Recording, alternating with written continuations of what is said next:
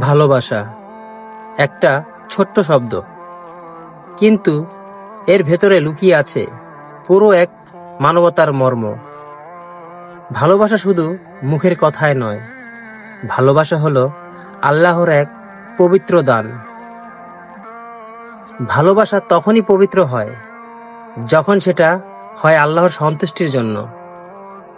যে ভালোবাসা মানুষকে নামাজে দাঁড়াতে শেখায়, পর্দায় অনুপ্রাণিত করে, যে ভালোবাসা একে অপরের জন্য দোয়া করে, সে ভালোবাসাই সত্যিকারের ভালোবাসা। কিন্তু আজ আমরা ভালোবাসাকে বিনোদন বানিয়ে ফেলেছি, হৃদয়ের ইবাদতকে বানিয়ে ফেলেছি ক্ষণিকের আনন্দের বস্তু। ভালোবাসা কখনো কষ্ট দেওয়ার নয়, বরং একে অপরকে জান্নাতের পথে টেনে নেওয়ার নামই হলো ভালোবাসা। তাই ভাই, ভালোবাসা করো, কিন্তু পবিত্রভাবে করো। ভালোবাসো, কিন্তু আল্লাহর জন্য করো। যে ভালোবাসা দুনিয়া নয়, আখিরাতের সঙ্গী হবে, সে ভালোবাসাই আসল ভালোবাসা।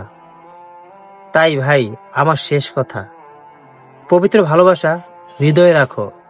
দুনিয়া তো শান্তি পাবে, আখিরাতেও আলো পাবে ইনশাআল্লাহ। ধন্যবাদ সবাইকে।